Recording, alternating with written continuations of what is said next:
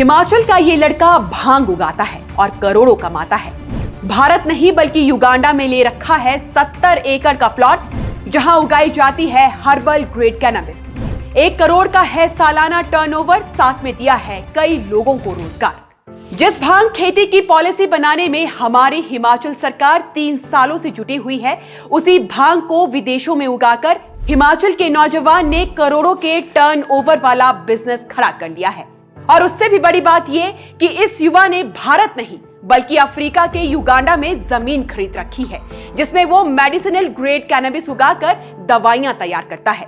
हिमाचल में एक उद्योग खड़ा कर दिया है जिसमें कई बेरोजगारों को रोजगार दे रखा है। और आपको जानकर हैरानी होगी कि इस शख्स की कंपनी के प्रोडक्ट्स की डिमांड पूरे देश भर में बहुत ज्यादा है। इसलिए आज की इस वीडियो में हम जानेंगे कि कैसे एक युवा ने भांग का बिजनेस कर करोड़ों छाप दिए हैं। भांग से आखिर क्या क्या बनता है, भारत में क्या ये बिजनेस लीगल है और हिमाचल की सरकार भी भांग की खेती को लीगल करने की ओर क्या कदम बढ़ा रही है। इन सभी सवालों के जवाब आपको इसी वीडियो में मिलेंगे, इसलिए इस रिपोर्ट को आप अंत तक देखिएगा और सब्सक्राइब कीजिएगा हमारे YouTube चैनल को। तो ये कहानी है कांगड़ा के फतेहपुर के रोहित चौहान की, और ये सिर्फ एक सक्सेस स्टोरी नहीं है बल्कि ये एक पूरा बिजनेस मॉडल है जो बताता है कि अगर सोच हो तो सिस्टम की सीमाओं के बीच भी रास्ते निकाले जा सकते हैं।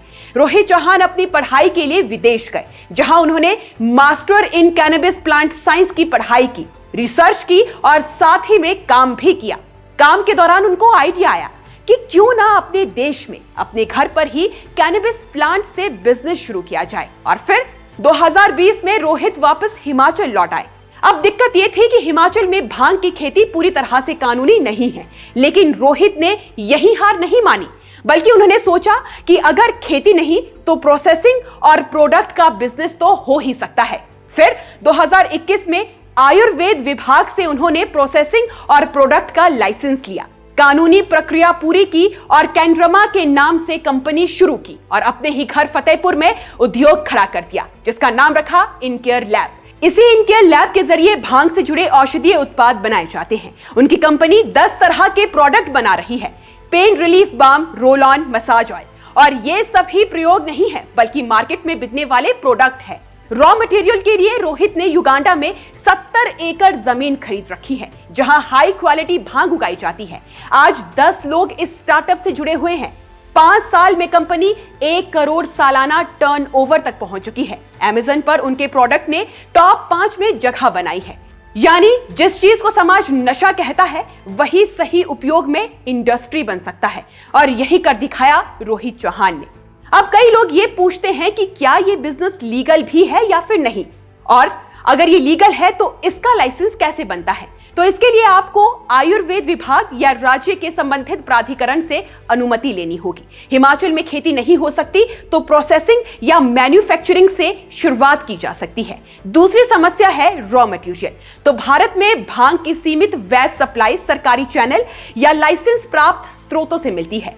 कई कंपनियां प्रोसेस्ड कैनबिस एक्सट्रैक्ट भी उपलब्ध करवाती है, जिससे आप pain relief oil, balm, skin care products और साथ ही साथ आयुर्वेदिक दवाइयां बना सकते हैं। इसमें निवेश कम और डिमांड ज्यादा रहती है, और अगर सही तरीके से काम कर लिया जाए तो एक छोटा यूनिट 6-12 महीनों में ब्रेक इवन कर सकता है।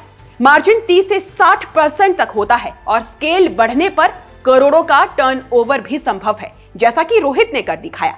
अगर एक युवा बिना खेती किए सिर्फ प्रोसेसिंग और ब्रांडिंग से करोड़ों कमा सकता है, तो हिमाचल में इसे अगर कानूनी रूप से खेती को अनुमति मिल जाए तो किसानों की आय 2 गुना बढ़ सकती है, हजारों रोजगार पैदा हो सकते हैं और हिमाचल एक नया ग्रीन इंडस्ट्री हब बन सकता है। क्योंकि भांग का पौधा जड़ से लेकर फूल तक उपयोगी है। बीज, पत्तियां, फाइबर और इन सब से सामान तैयार किया जा सकता है। दुनिया में लगभग $8 बिलियन का मार्केट है, लेकिन भारत अभी काफी पीछे है।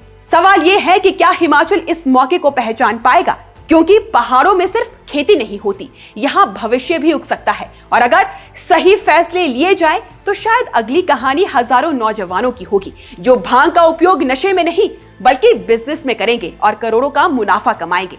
बाकी आप दर्शकों का इस विषय पर क्या सोचना है, हमें कमेंट सेक्शन में जरूर बताइएगा। अभी फिलहाल के लिए इस रिपोर्ट में बस इतना ही। नमस्कार।